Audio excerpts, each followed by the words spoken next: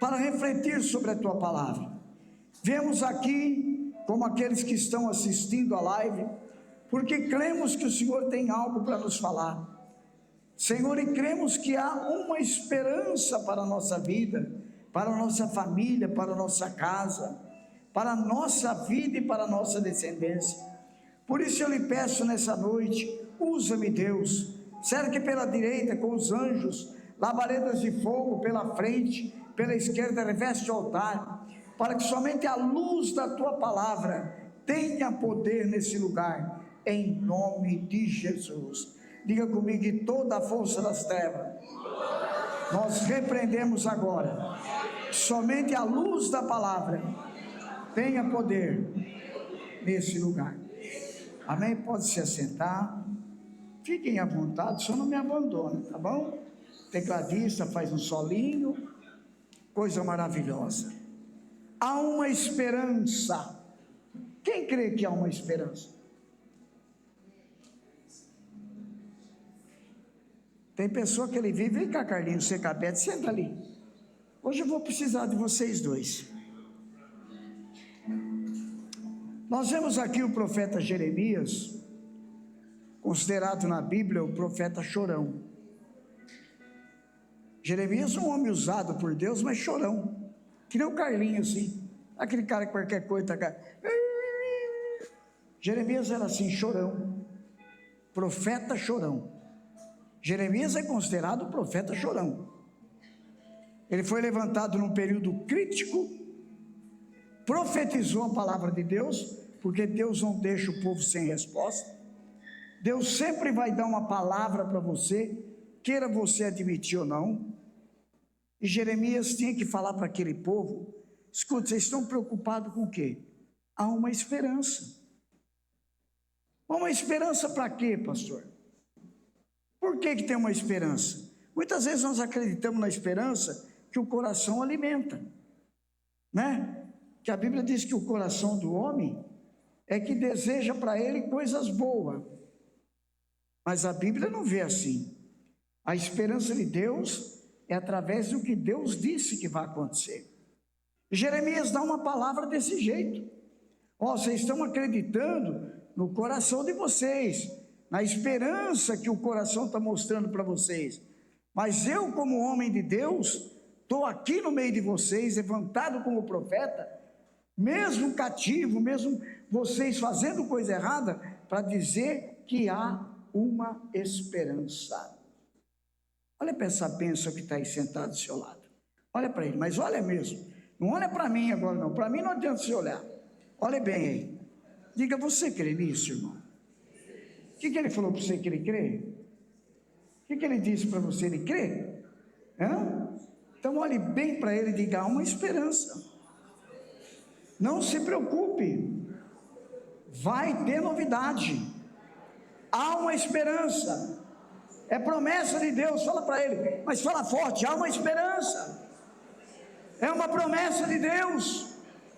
Não desanime, não pare, não desista, há uma esperança. O que me chama muita atenção é que Jesus ele contava história, né? Eu costumo usar um texto do Cláudio Duarte, que eu falo que Jesus foi o profeta simpático, carismático, que contava uma história para levar o povo a entender a missão dele. E hoje eu vejo que Deus também, ele usa alguns pregadores que transformam a palavra de Deus numa história para ser entendida, para a pessoa perceber como que é importante ele estar no caminho certo. Jesus, uma certa ocasião, preste bem atenção, agora você tem que olhar para o altar, não deixa ninguém tirar a tua atenção no culto. Agora é a hora de você ser cheio do Espírito Santo. Jesus, ele não tinha microfone, não tinha uma igreja, porque na sinagoga a qual ele podia participar, ele era tocado da sinagoga, porque ele era diferente dos religiosos, ele era a solução e os religiosos pregavam a religião, e a religião não conseguia resolver os problemas. Jesus senta com a multidão e conta uma historinha simpática, bacana. Ele conta a história de um homem que tinha 2 filhos. Todos vocês conhecem a história do filho pródigo. Eu não quero pregar sobre o filho pródigo hoje. Jesus contou uma história ali. Ele conta uma história maravilhosa. Primeira coisa que ele quer dizer: olha, vocês estão procurando coisas e vocês não estão encontrando, porque vocês estão procurando as coisas do mundo. E para vocês ter comunhão com meu Pai, vocês precisam encontrar uma outra direção. Ele estava querendo dizer o que para as pessoas? Resumindo em 2 partes. Primeiro, a luz. E segundo, o Pai. O que ele estava querendo dizer como luz? Não que ele era a luz, ele ainda não tinha falado isso. Mas ele estava dizendo assim, as luzes que o mundo oferece são artificiais. Vocês estão procurando coisas que não vai suprir a necessidade. Irmãos, parece que eu estou vendo essas coisas nos dias de hoje acontecendo. As pessoas procuram as coisas mais fáceis, né, que o mundo oferece, que são coisas artificiais. Parecem real, parecem atraentes, mas não sustentam. Sabia disso? Não sustentam. Por quê? Porque essas coisas não conseguem trazer aquilo que a família precisa. Se hoje eu tivesse falado para vocês, olha, nós vamos trazer aqui um cantor famoso, ia lotar a igreja. Mas se você tivesse doente, você ia continuar doente. Porque não consegue. Se você tivesse com um problema no seu casamento, você ia continuar com problema no seu casamento. Você vai entender onde que Deus quer falar contigo nessa noite. O que é a esperança anunciada pelo profeta. Então Jesus começa a dizer, olha, essas coisas não sustentam, são atraentes, mas não sustentam. E aí ele começa a contar a história do filho, que guiado por essas luzes, por esse foco que ele via na sociedade, o que ele faz, Beth Carlinhos? Ele diz, pai, dá minha parte que eu vou embora. Eu quero ter minha vida independente. Eu não quero mais depender disso, daquilo. É a mesma coisa, às vezes, os filhos fazem com nós.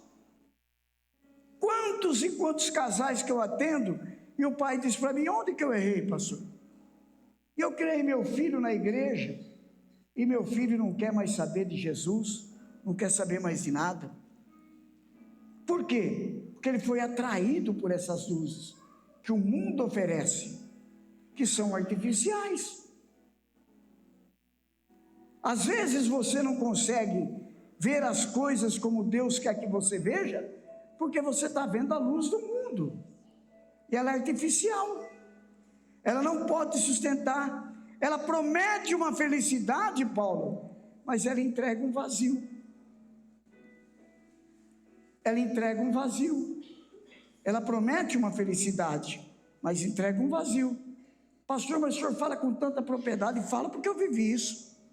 Eu vejo pessoas que lutam desesperadamente para construir grande império e de repente termina em nada. Por quê, irmão? Porque a Bíblia diz que o pouco com Deus se transforma em muito, mas o muito sem Deus se transforma em nada. Então não consegue. Você corre atrás de uma felicidade e continua vazio. Você continua vazio. Promete liberdade, essa luz que nós às vezes se apegamos, mas ao invés de nos libertar, nos aprisiona. Aprisiona no que, irmãos? Primeiro, nos vícios. Primeira coisa que ela faz, nos aprisiona nos vícios. Você tem uma pessoa na tua casa viciada, ele está preso no vício. Você tem uma pessoa na tua casa que não consegue se libertar da prostituição, ele está preso na prostituição. Eu, quando era empreiteiro rural, em Américo Brasilense tinha um moço, ele mora aqui em São Carlos hoje, meu afilhado em casamento, hoje é um homem de Deus, mas não tinha na cidade quem não o conhecia como um homossexual. Ele era assumido mesmo. Ele vestia a saia, vestia cabelo, ia cortar cana, trabalhador. Vocês não fazem ideia como ele era trabalhador. Não perdia um dia de serviço. Me lembro até hoje, era ele e um tal de Tatu. Os dois. Todo mundo conhecia na cidade. Todo mundo conhecia eles. Falasse de crente para ele, ele ria. Ele xingava. Eu não era naquela época convertido, mas algumas pessoas na turma que era, quando falava, ele ficava doido. E um dia, ele foi para a igreja. E se batizou na nossa igreja. Quem batizou ele foi o pastor José Arca, meu falecido pai na fé. E ele começou a ir com nós no Vista Alegre. Foi alguns cultos. E depois ele sumiu. Aí um dia encontrei com ele de terno, gravata, bem diferente daquele estilo que ele coisa, o cabelo cortado, já no traje de homem. Eu disse para ele: meu amigo, o que aconteceu? Você não apareceu mais lá? Ele disse: eu não posso mais ir lá. Eu estou indo na Assembleia de Deus, Ministério Belém. Eu digo: mas qual é a diferença? Ele falou: não, pastor, eu preciso mostrar para a sociedade que realmente eu mudei, que a minha vida foi transformada. Vocês são uma bênção, mas eu preciso estar no lugar de uso e costume, porque lá é rigoroso. Se eu não tiver de terno, eu não entro. Então as pessoas têm que ver que eu transformei. Eu vindo aqui, eles ainda acham que eu sou assim. O senhor acredita que tem gente aqui na igreja que me cantou? Você acredita nisso? Eu falo: porque não acredita que eu fui transformado. E lá não. Lá eu estou sendo respeitado agora. E foi embora, não vi mais ele. Depois de um tempo, nós somos padrinho de casamento dele, eu com a pastora. Ele casou, mora aqui. É um obreiro, uma pessoa abençoada por Deus.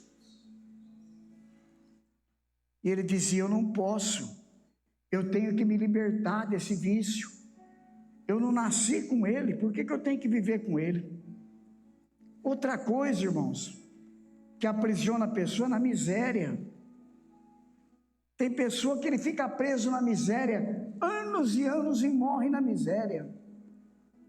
Ele não consegue produzir nada na vida, nada. Ele é preso na miséria. Ele está preso na luz do mundo. E essa luz que o mundo parece ser tão boa para muitas pessoas, ela acaba levando uma família para o fundo do poço. O que é uma família no fundo do poço? É uma família que não encontra mais resposta para nada. A primeira coisa que acontece com uma pessoa que está na luz do mundo, fica que nem eles, não tem diálogo. Escuta, mas o que escuta entra por aqui e sai por ali. Por quê?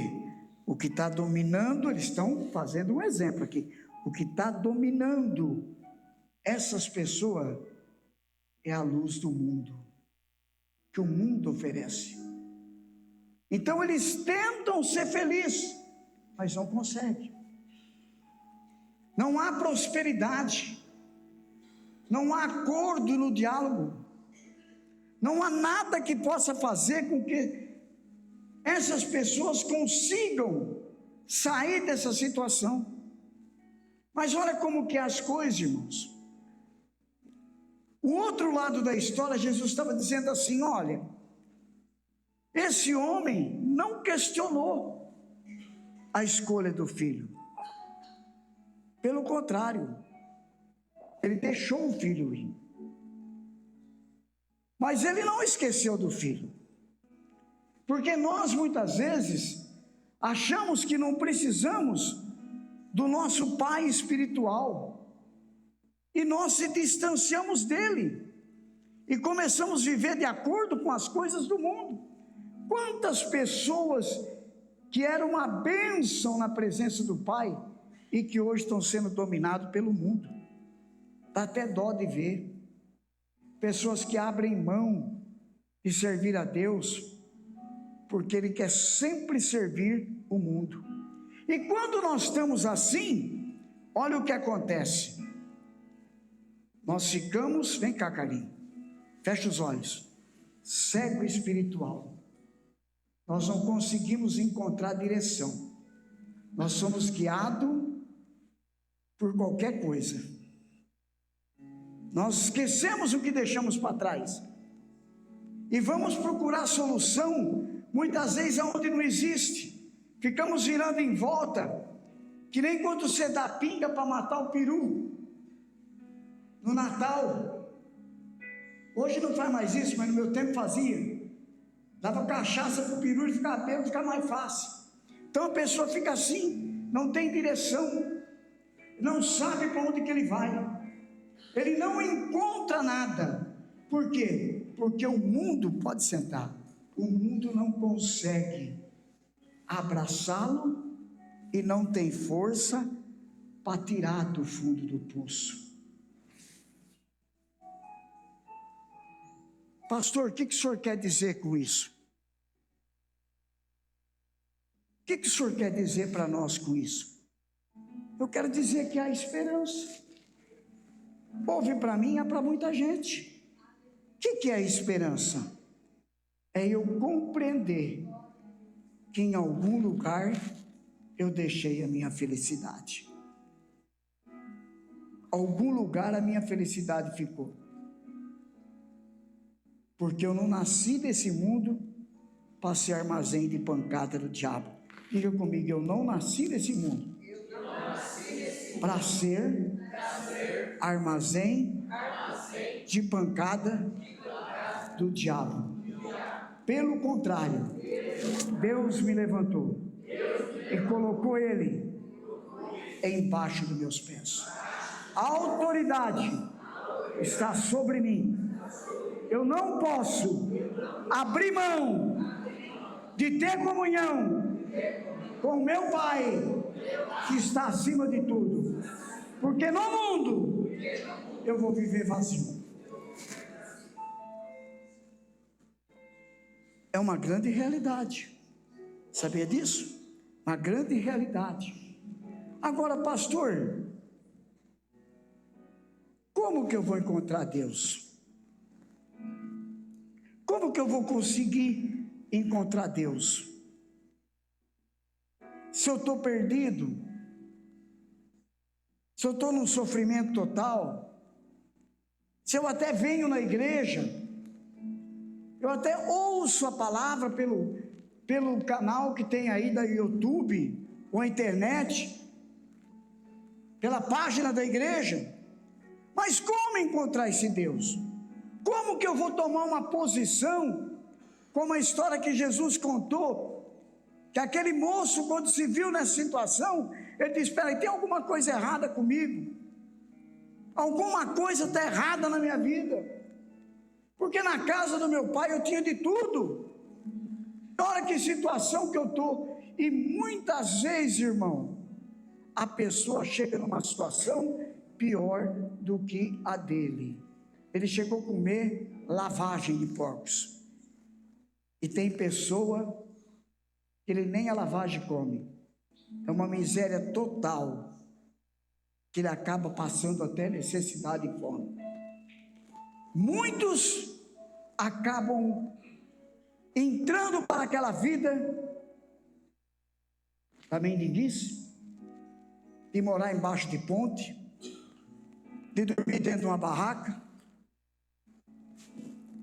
Esses dias eu vinha vindo de Américo, e eu entro ali pelo fundo agora, onde vai ser o Paulistão, eu sempre entro por ali, já saio na minha casa. Bem na esquina, né, pastor? O cara construiu eu ainda olhei para o pastor, mas como que pode? Como que uma pessoa pode morar aqui? Como que uma pessoa pode ficar aqui? Um frio danado, como que essa pessoa está aí dentro? Essa pessoa está o quê, irmãos? Essa pessoa está no caos, está no fundo do poço, está no lamaçal, está jogado. Ele precisa entender uma coisa: ele tem que voltar para o Pai. Mas como voltar para o Pai? Olha o que diz Romanos 5:20. Põe para mim aí, Jennifer. Romanos, olha, a lei foi concedida para que todos percebessem a gravidade do pecado.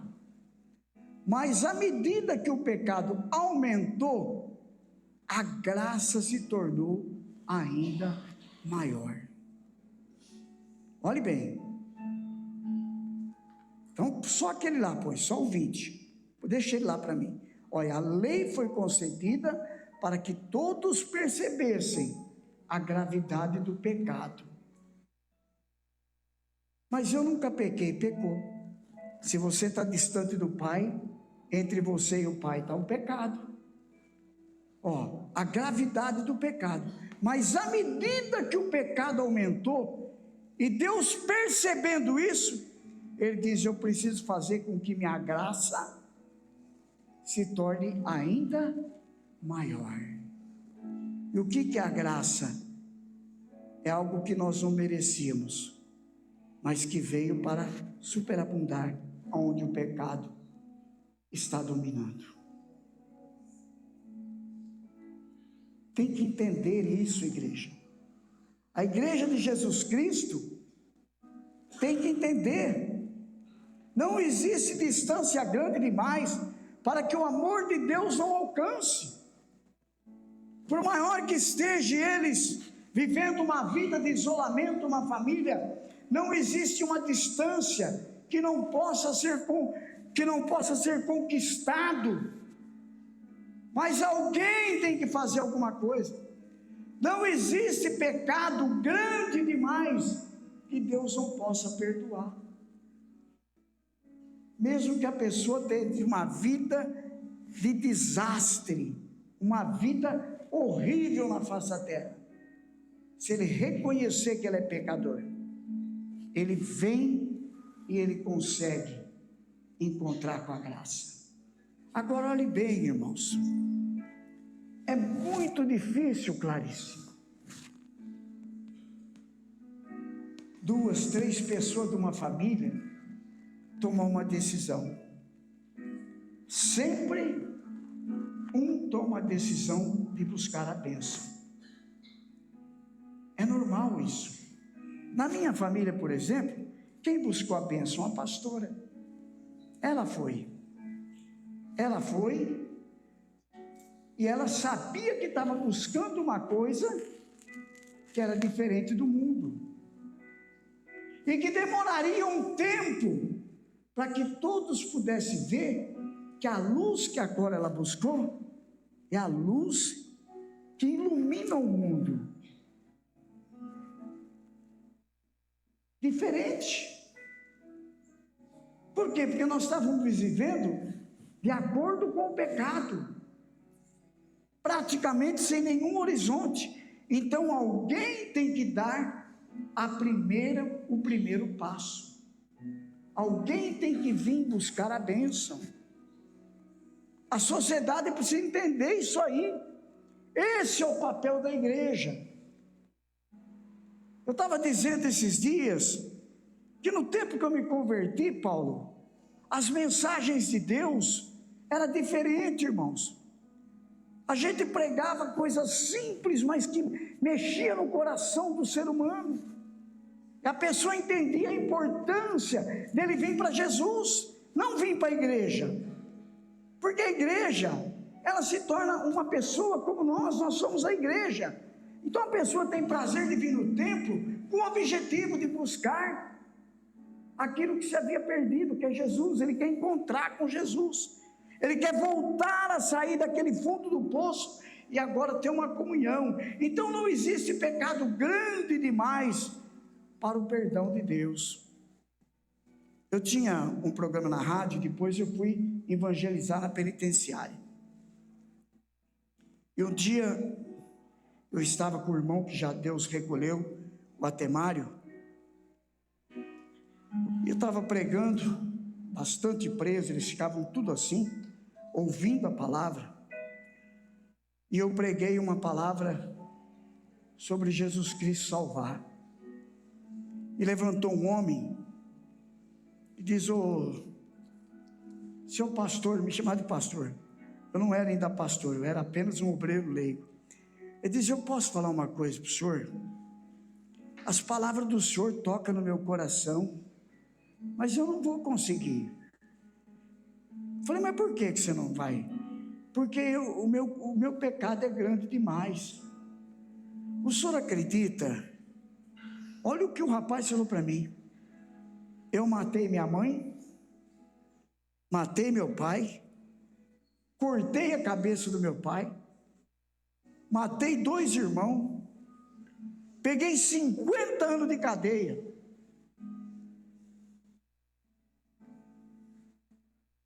Na época eu me lembro que ele falou que tinha acho que 35, 40 anos. Ele disse: eu vou morrer aqui. Ele falou: mas essa palavra do Senhor mexeu comigo, porque o Senhor está falando que se eu me arrepender, Deus me recebe. Mas como que Ele vai me receber se a sociedade me excluiu?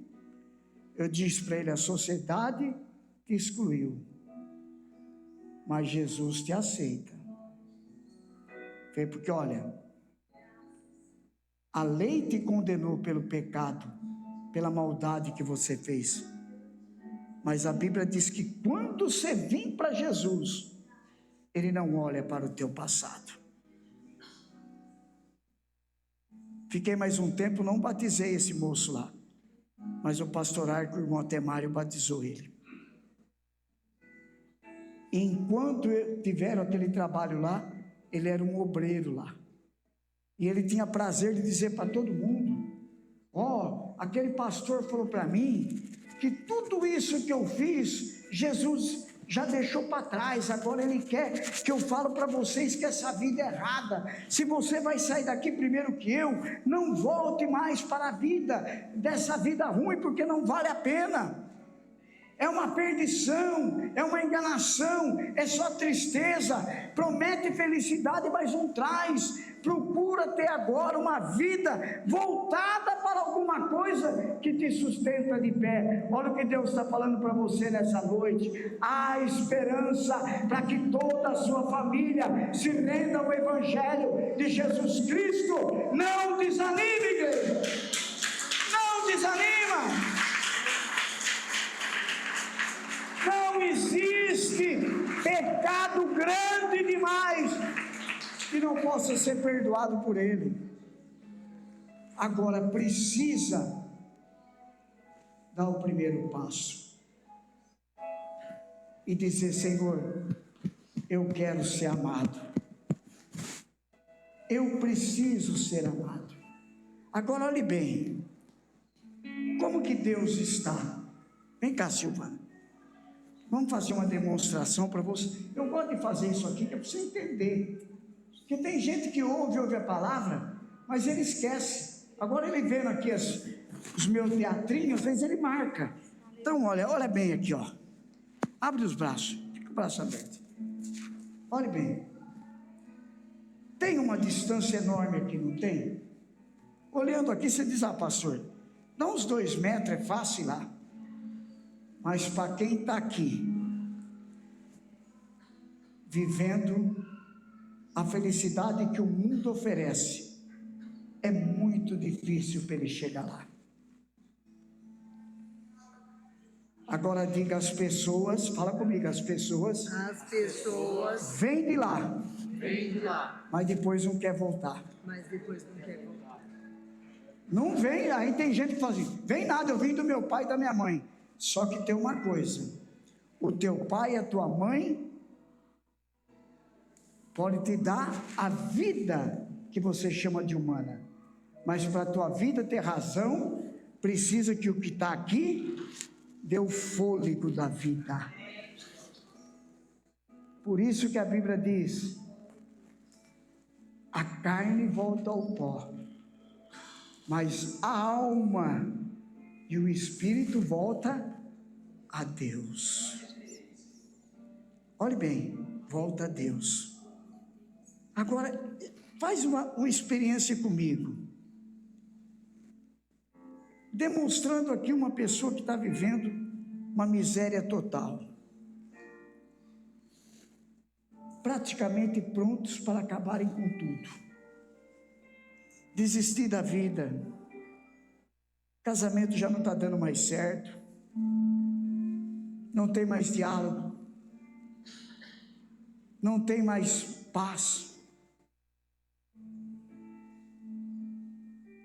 E olha, e o mundo oferece uma felicidade falsa, oferece coisas que às vezes parece que vai alimentar, mas quando se olha, estão sempre vazios. O que essa família precisa fazer? Fica de pé um pouquinho, se levantar e tomar uma posição. Olha agora aqui, eu estou fazendo uma demonstração, mas vocês perceberam uma coisa? Que a mulher tem mais facilidade para levantar do que o marido? Senta aqui, senta, fica sentado. Por que a mulher sempre é a primeira a buscar a bênção? Porque a mulher foi feita como ajudadora. Olhe bem, é muito difícil o homem levar a família para a igreja, mas é fácil a mulher levar o homem e a família. Então ela olha e diz: tem alguma coisa errada, tem alguma coisa que não está funcionando, Júnior. Eu vou parar de jogar a culpa nos outros, eu vou reconhecer que eu deixei alguma coisa lá atrás e eu preciso buscar. Aí aparece alguém e diz: olha, vai lá numa igreja, vai fazer uma visita, aleluia, vai ouvir a palavra de Deus, vai lá, quem sabe alguém é usado por Deus e fala alguma coisa que vai preencher esse vazio. Igreja, acorda para a vida. Faz 45 anos que essa igreja está preenchendo vazio. Quantos já foram cheios e quantos já deixaram? E aí então ela diz: se eu for lá, eu vou ser bem acolhida? Mas para chegar até lá, tem os obstáculos que o mundo prepara. Primeiro, é o obstáculo do acolhimento.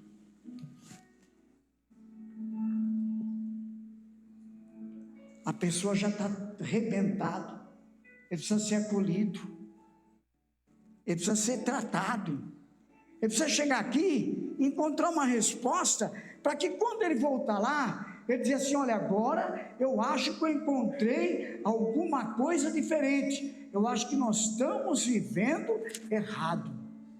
Então olhe bem, a pessoa vem, como você veio, e como muitos estão querendo vir, e chega, passa por um, passa por outros, alguns até olham e dizem: nossa, o que está fazendo isso aqui? Daí não tem jeito. Eu fico lembrando quando aquele menino se converteu, acho que alguém falou: o que esse cara está fazendo aqui?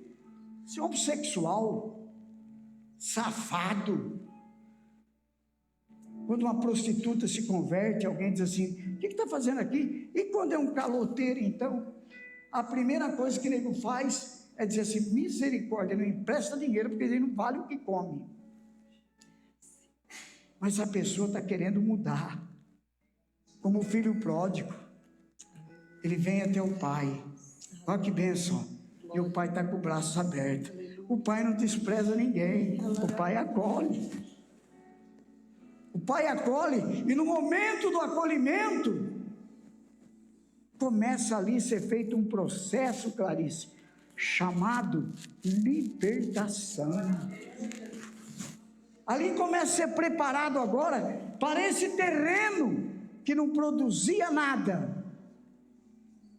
Ele vai começar a produzir uma semente que vai agradar os olhos de todos. E olha, solta um pouquinho do pai, deixa um pouquinho para os outros também. Aí volta.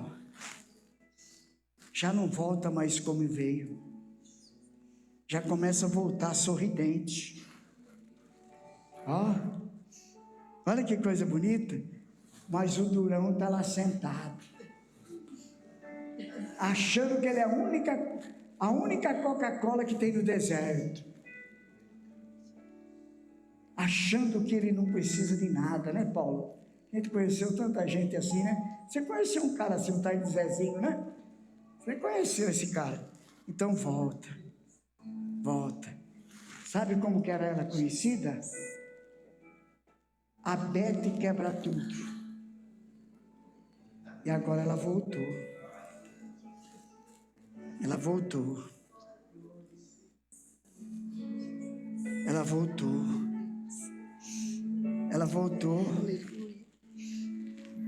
Mas ela quer ter diálogo. E não existe diálogo por quê? Porque se está no mundo e ela está em outro. Como convencê-lo que o mundo que ele está não está produzindo nada?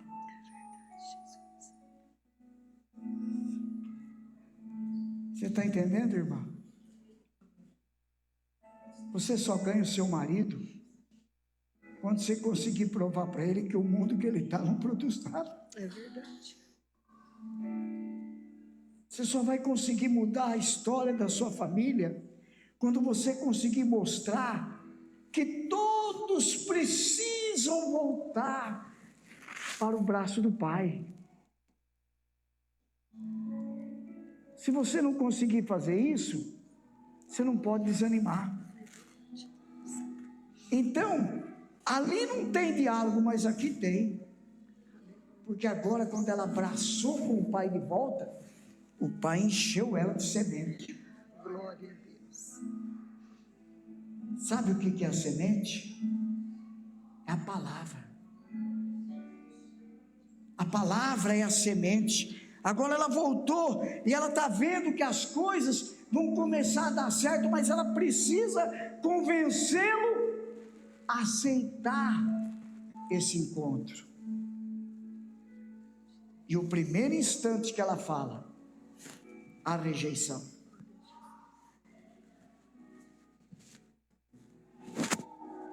A rejeição. Mas o Pai está aqui. Por isso que a Bíblia diz que o que não vem pelo amor, vem pela dor. Jesus ama. Não existe nada.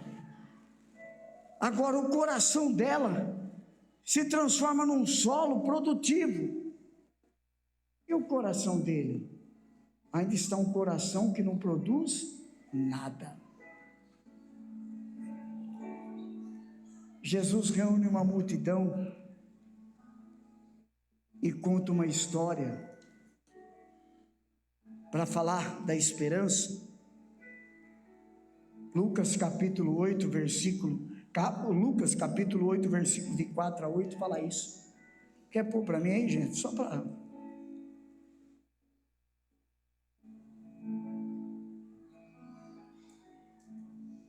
Os irmãos que assistem em casa, o guerreiro, você, a gente, eles conseguem ver também o texto que a gente põe lá? Isso. Olha o que está ali, ó. Jesus respondeu: a vocês é permitido entender o segredo do reino de Deus. Mas uso parábolas para ensinar os outros, a fim de que olharem, não vejam, quando escutarem, não entendam. Vai mais. Esse é o significado da parábola. A semente é a palavra de Deus. Então, quando ela volta e abraça o Pai enche ela da semente. Agora, como que ela vai passar essa semente? Olha o que ele diz. As sementes são a palavra de Deus. Vai mais para frente, põe mais um. As sementes que caírem à beira do caminho representam os que ouvem a mensagem, mas o diabo vem e arranca do coração. Por isso que muitos entram no Evangelho, mas o Evangelho não entra nele. Então ele está no Evangelho, mas o Evangelho não está nele, porque a semente não produziu no coração. Olhe bem, olha o que diz ali.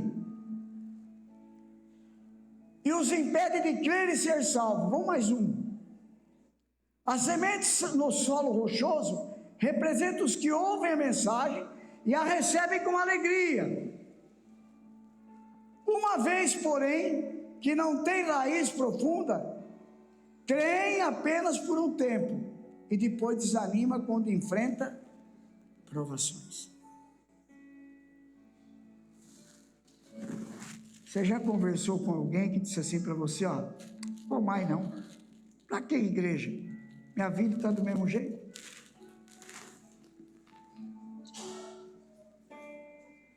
Jesus diz, pegue a sua cruz e siga-me. Ele diz, você vai ter muitas aflições, mas eu vou estar sempre com um fardo leve para trocar. Depois ele diz assim, a semente no solo rochoso representa os que ouvem a mensagem, recebe com alegria uma vez, porém não tem raiz profunda. Creem apenas por um tempo e depois desanima quando enfrenta provações. Eu acredito que se provações tirasse a pastora Zélia da presença de Deus, a minha família não tinha sido salva. Porque eu acredito que nenhuma de vocês, irmãs, chegou em casa alegre de um culto e teve que ficar do lado de fora de uma área porque o marido não deixa entrar. Por isso que eu entendo o que é um marido não convertido. Ele é cego, ele é doente, ele pensa que é útil para a sociedade, mas ele é inútil para ele mesmo, porque ele é vazio, ele é doente, ele não tem nada, ele pensa que tem, e ele não percebe como Deus vai rodeando pelas beiradas, porque alguém deu um passo e Deus acha que todos merecem ter uma oportunidade. Então, olhe bem, vamos ver agora a outra semente. Olhe bem, põe mais um, põe o 15.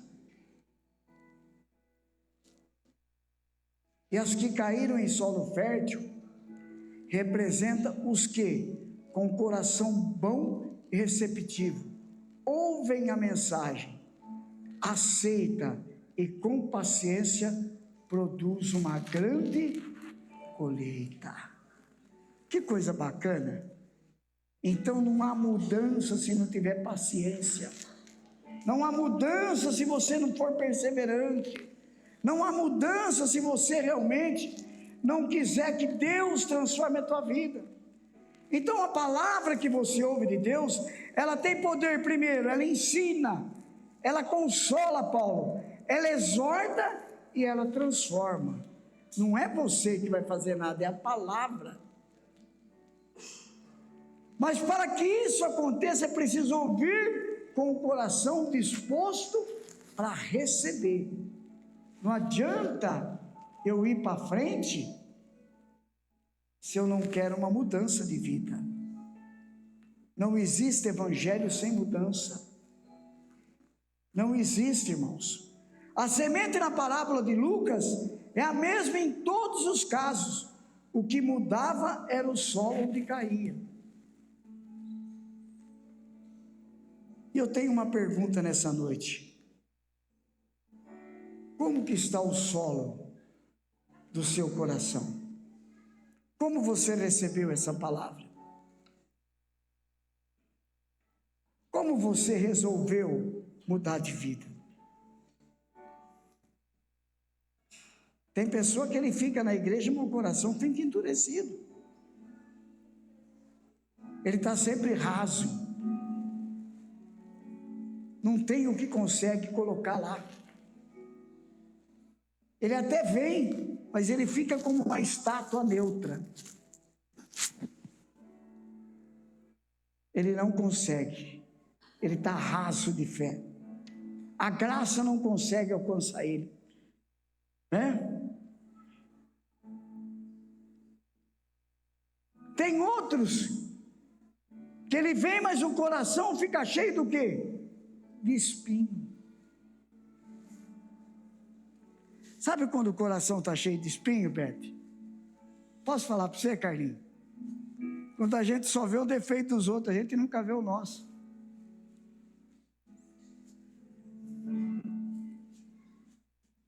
Sabe? Quando eu só consigo ver o teu defeito, mas não vejo as tuas qualidades. Meu coração está cheio de espinho, Clarice. Eu não consigo olhar para você e ver o que você tem de bom. Eu só vejo coisa ruim em você. Eu só consigo ver em você coisas que não agradam a Deus. Porque a semente caiu, mas o meu coração não ficou um solo produtivo. Ele está cheio de espinho. Olha, Júnior, quando eu estou com o coração cheio de espinho, eu não consigo amar. Um coração cheio de espinho, ele não produz, ele destrói. Ele quer tirar a pessoa da igreja. Ele faz qualquer coisa para a pessoa sair da igreja.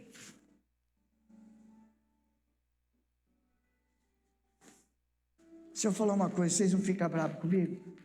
Quando o coração está cheio de espinho, a gente implica até com as crianças. Quando o coração está cheio de espinho, a gente implica com tudo, Júnior. Com o som, com o barulho. A gente acha defeito no chamate que faz aí. Porque o coração, a semente que está nele, não consegue produzir aquilo que Deus quer. Agora, quando os dois coração, olha que benção, marido, vem cá, fica de pé, olha que bonitinho que é esse casal, eles querem ser igual eu, mas não conseguem, eu sou mais bonitinho que eles. Olha que bonitinho. Ela é do meu tamanho, não é? Vem passando assim.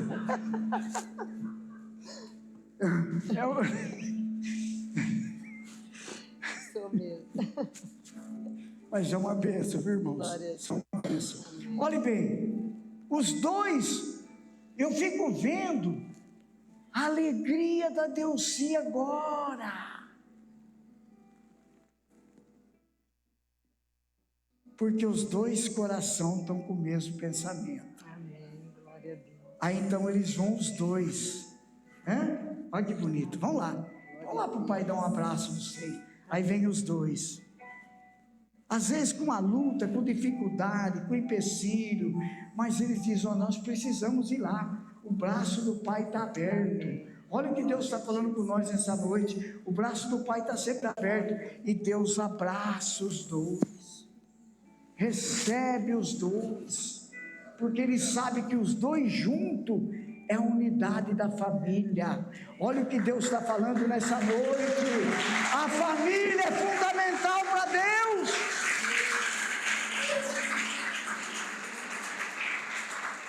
Deus quer a comunhão da família, irmãos. Deus não quer o marido num lugar, a mulher no outro. Deus quer os dois unidos. Agora a mulher sábia edifica a sua casa. Ela não critica, ela não ofende, ela lança semente. Diga, eu preciso aprender a lançar semente Mesmo que cair no espinho, eu vou orar, porque a minha oração tem poder para transformar aquele solo de ruim para bom e de bom para ótimo. Quem crê nisso? Quem crê nisso?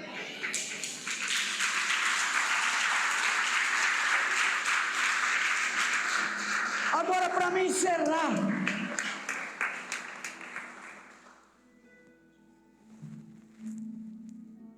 o que nós estamos buscando? O que você busca para a sua família? Está buscando o quê? Eu estou buscando que todos lá se convertam. Então lança a palavra que você recebeu. Lança a palavra. Quando te faltar sabedoria, pede para Deus. Porque Deus vai te dar sabedoria. Você não consegue libertar um alcoólatra pegando um porrete e batendo nele. Ele sai de lá e vai beber de novo. Você não consegue libertar o teu filho das drogas chamando a polícia, mandando prender ele, internando numa clínica. Ajuda, mas você tem que primeiro buscar da onde vem o teu socorro, e o teu socorro vem do Senhor. Você precisa mostrar para a tua família a importância de cultivar essa palavra viva e eficaz que você ouviu na igreja. Porque tudo que você ouve vem de Deus. E Deus é tão maravilhoso que se eu pregar essa mensagem amanhã é diferente do que eu preguei hoje, porque ela se renova a cada momento. Está entendendo o que o pastor está dizendo? Então o desafio nessa noite é um só. O que você está buscando do Pai? Agora o casal já volta ali, e o pai que está demonstrando o Pai, continua o quê? Fica aqui, Beto, vem cá. O pai continua com o braço, vira para frente, para a igreja. O pai continua aqui com o braço aberto. E a família que é restaurada, ela continua do lado. Por quê? Para que nos sirva de exemplo para a gente ver como é importante vir para o Pai. Glória a Deus. Aleluia. Quando eu digo vir para o Pai, não é vir para a igreja, não. É mudar realmente. É olhar para a tua vida e ver como Deus foi misericordioso. Quando o médico diz para você, você está com câncer, naquele momento entrou o desespero na tua vida, e Deus não te abandonou. Vem para o Pai é quando você se encontra num precipício, e você sabe que a única luz que pode te tirar de lá é a mão de Deus. E mesmo assim você fica criando dificuldade para chegar até Ele. Deus está me usando nessa noite para dizer para você que o Pai continua com os braços abertos. Mas só vem para Ele aqueles que querem tomar uma decisão. Quanto tempo você que está aí na sua casa, eu sempre falo isso, porque tem pessoa que me liga depois e diz para mim, pastor, eu ouvi o culto inteiro, chorei. A mulher que trabalha aqui na igreja deve estar me ouvindo lá agora. Ela fala, nossa, chorei demais. Mas eu falo para ela, você precisa tomar uma posição na vida. Como está o seu coração? Ele está sendo uma terra fértil? Ou o espinho está criando dificuldade? E aí? Medita nessa palavra nessa noite. O Pai está com os braços abertos. Restaurando o quê? Famílias. Restaurando vidas. Paulo restaurou a tua família há quantos anos, Paulo? Hoje vendo teu irmão pregar e lembrando das coisas lá de trás. Paulo Tencir pregou hoje em América, eu ouvi a pregação dele. Continua do mesmo jeito, sou um pouco mais velho do que eu. Fosse bom, né, Paulo? Mas do mesmo jeitinho, aquele palitozinho preto, até parece que ele só tem aquele, né? Sempre que eu vejo ele, está com aquele, não é? É que é assim mesmo. Está lá pregando a palavra, falando das coisas bonitas, da experiência de vida. Agora olhe bem, o coração dele, pastora, é um coração que não tem espinho. A palavra que ele ouve, que ele ouviu, ele guardou, passou para a família. A mesma coisa é o coração que eu espero da Jussara e do Júnior, que ouve a palavra e que passa, para que a minha geração, até a que vem vindo agora, já cresça no ambiente de ouvir essa palavra, pastor. Entender que ela é a razão da nossa vida. E aí? Eu não consigo ver como está seu coração, mas você sabe o que precisa mudar dentro dele. Tem uma canção, será que nós conseguimos cantar ela, João? Mas essa daí é do fundo do baú, mas todo mundo sabe.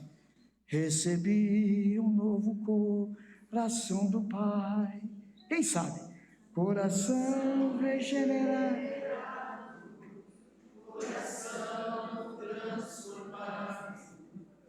Coração que é inspirado por Jesus, como fruto desse novo coração. Olha que bonito, ó. Eu declaro a paz de Cristo, te abençoo, meu irmão, preciosa é a nossa comunhão. Para um pouquinho agora, não canta não. Se não tinha diálogo, se estava distante, então houve uma transformação.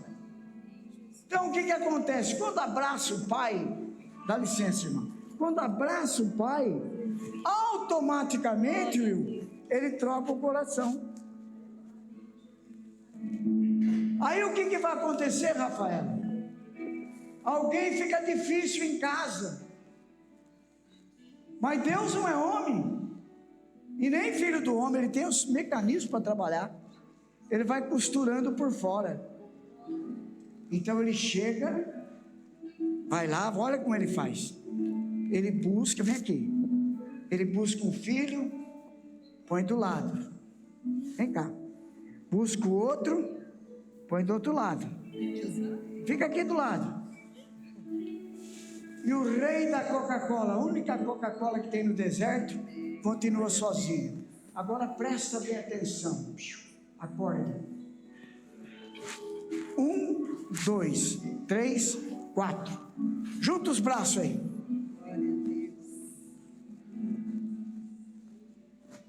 Se ele juntar mesmo ali os 4, é uma força inabalável.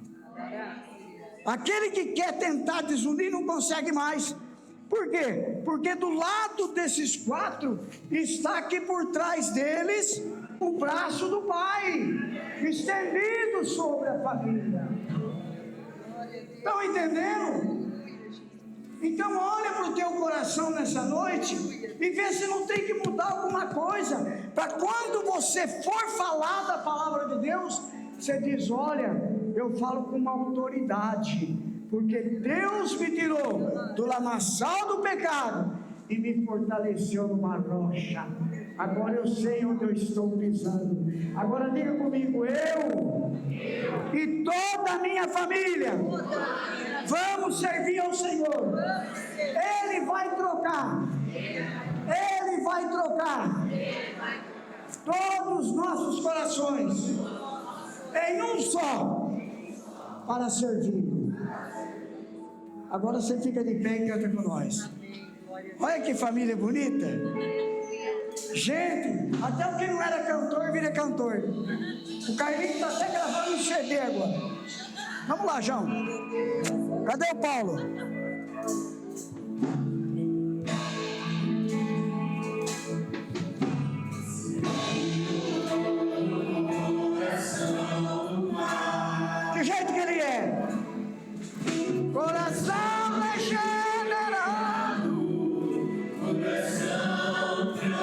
Olá, tudo bem com você? Sou o pastor José Aparecido Romano, mais conhecido como pastor Zezinho, aqui da igreja sede da região 574, São Carlos, São Paulo. Quero agradecer você por ter participado e também assistido, essa palavra maravilhosa de missões para a tua vida. Espero que Deus tenha falado com você e aproveito para convidar você. Venha no nosso culto presencial, Rua João Antônio Boni, 440, Vila São José, São Carlos, São Paulo.